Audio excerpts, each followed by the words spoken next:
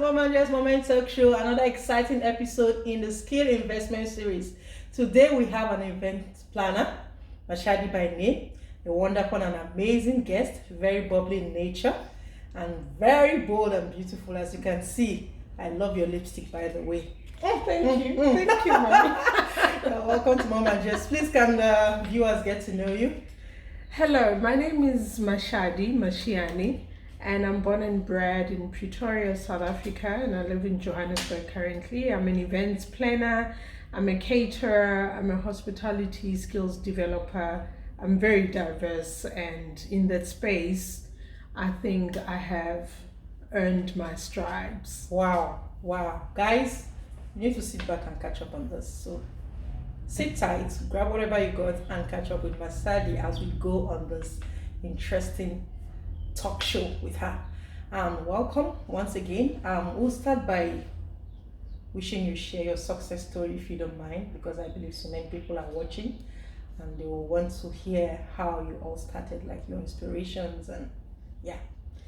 I started basically, I think, getting into the events and catering space was not even what I had thought I would do 30 years ago or 20 years ago. Wow. But I was very lucky to get into hospitality spaces. Okay.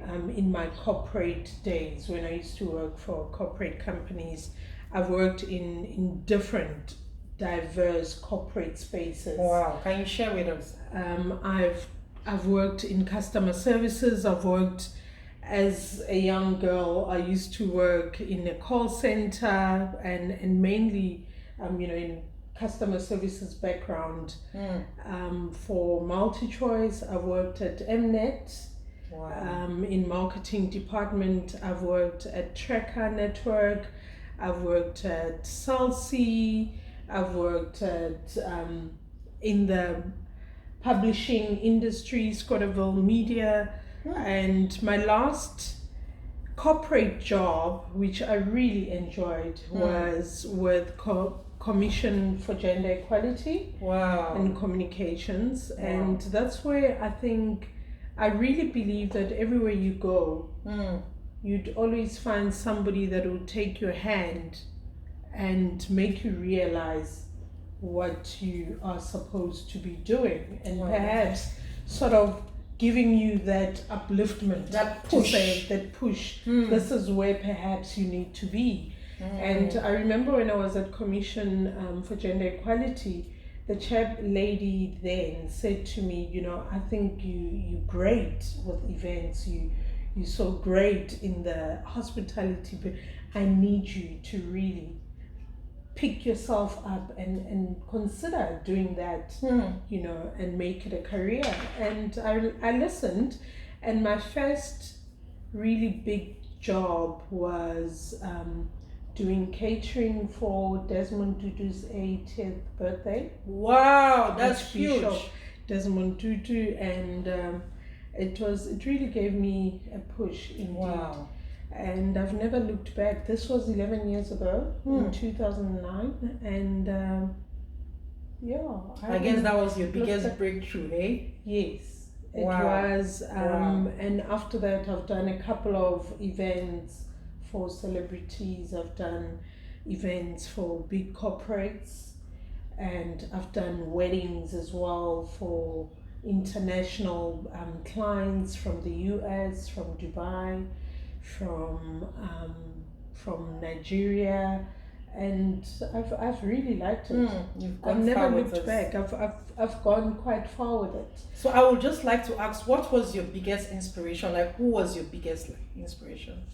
My biggest inspiration was my late husband, who passed away in a car accident. He's the one that really gave me a push and said, let's do this together. He was in the entertainment industry as well. Okay. And he went and did hospitality management as well in a church. So we worked very well together. And we started the business together. And since then, it's almost like I owe it to him as well to keep So the business sweet, eh? going and to keep To you keep the know, legacy being alive in too. this, the legacy alive. And we really enjoyed it, and we also enjoyed just entertaining people Oh. and entertaining corporates. And yeah, because I'm a creative person, I'm able to Bring in very your own bright, originality. original, exciting, concepts into Okay. what I do. That's interesting. Wow, viewers, I am sure you're enjoying this. I would just want you to shed more light on probably the fears and concerns you must have faced, because I believe that in whatever venture we involve ourselves in, at some certain point in time, we get worried, we get concerned, we get fearful. Did you experience any bit of this? Could you share You with us perhaps? do. Leaving a secure job, it's not easy. I can imagine that. You have to take a huge leap of faith to say, I'm going to do this without knowing if you leave, are you going to be able to sustain yourself? Because I've got a child and I needed security to know that I'll be able to do well, to be able to Take care of to them. take care of him, take care of myself, bring food to the table. It's a huge leap of faith. It's something that I think you have to believe in yourself More or less. more to be able to take that step. You have to know where you're going. And if you don't, I mean, sometimes we don't know where we're going, but it's what's important as well is to listen to your inner voice as well. It's also to have something bigger than yourself to believe in and to trust in. And I believe that my faith in God, my Creator, Absolutely. has given me that focus, and the push to also be able to know that it's okay. It's okay. If I do fail, I'll be okay. Also, family. Huge Family is huge support structure. I've got very supportive parents. My mom and dad are amazing parents. I've got 6 sisters. I've got nephews, and I think that also gives you The edge. support, the edge, and friends. There's some friends that say you can do this. Absolutely. So it's about you being able to listen, accept, and take in that you've been told. You're able, you can do this, and take it, and believe in yourself, and just go on. And knowing that what's the worst to happen?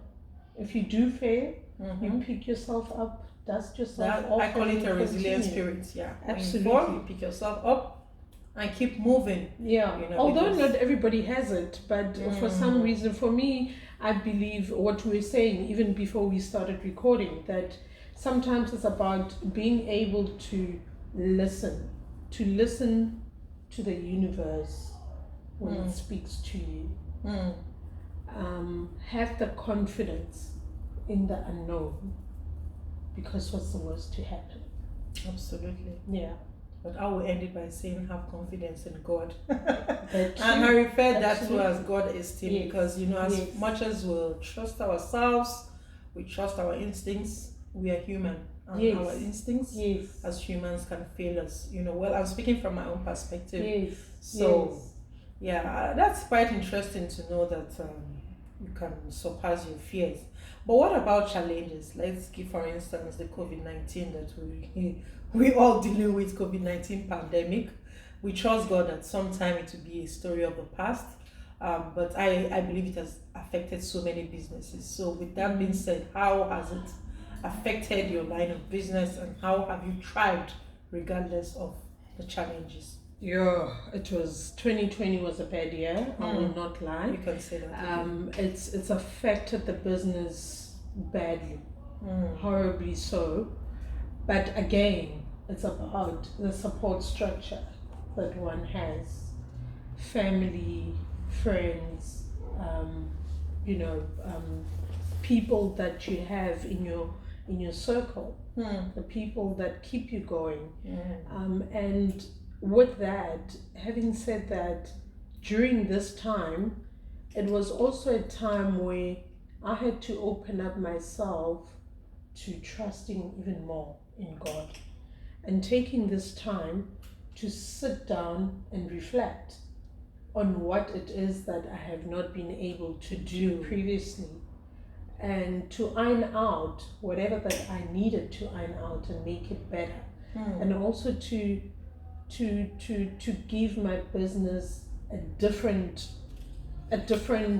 face, and also to be able to push myself to a level that was just being complacent and doing what I had been doing in the last 10 years. So there's a lot of things that I had to really go back and think about, think out of the and box, check how I can do it better. And listen, there's a lot that's coming up that is. No, I can watch the space. I can't wait, Mashadi, because people say there's a lot.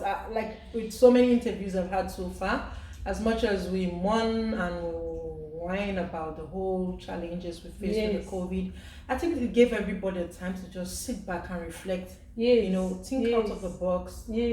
Think on how to do things differently, and really, people were able to thrive doing that. So I think they say for every storm there's a silver lining, for every rain there's a rainbow. Yeah, so I think COVID saga has also brought out some uniqueness in the lives of people, just like what you've said now, you know. It did, because I also I've seen how far I can go with coping with stress, coping with not being able to get income, and doing the best out of it. Being able to sit and listen and really feel okay with doing absolutely nothing, and just allowing the process to unfold itself. And I think that was the most amazing thing to do, actually, because when your mind is clear, you're able to come up with more creative solutions. Absolutely. You're able to come up with more energized ways of, and I will see opportunities as well, reinventing yourself. So I think I've revamped the company, the business, and we're moving from just dealing with catering, because after I left my corporate work, I was drawn more into catering. Not that that's what I really wanted to do, but because of my love for food and my skill set and being able to do it well, I just kept on getting more catering requests than eventing requests or anything else that I do in the marketing and communication space. And so seeing that, I was able to see that, okay, this is perhaps where I need to be, this is where God has placed me, and perhaps this is where I shine more. I need to make it better, and I need to make it even more interesting. So I'm going into working with teens, smart teens, with a friend of mine, and we're looking at skills development as well for teenagers, teaching them how to identify what they're good at in the kitchen. Absolutely, that's an interesting one. We do not have home economics like we used to when we were young, and our teens really don't seem to know what to do. If mommy's not home to cook for them, they become lost. That's interesting. So part of the course, so I'm going into knowledge-based skills development. So part of that will be teaching them food safety and equipment, how to use the equipment in the kitchen, nutrition, how to eat well to be able to sustain their health, and how to prepare a meal that great meals the family can also be able to enjoy. and without having to, if mommy's not home, they think of McDonald's or takeaway food. Wow, that that's is not interesting. building them. That's interesting. Mashadi, please, I want you to give the viewers a take home, like something that they should go home with and think about and reflect on. You know, there are so many people out there that got the skills, but putting it into action is a problem. What It's advice? believing in yourself. It's very important. Believing in yourself, identifying what you're good at. And once you know what you're good at, do it well and do it with, put your all into it, do it with all your heart, and believe that you're the only best person in what you do, because you have to be the one that encourages yourself, and nobody else can do it that for you. Exactly. So what's important is for you to be able to take what you have and Make the use best it of and it. make the best of it. There you have it, viewers. Make the best of what you have and be the best of who you are. See you next time. Bye.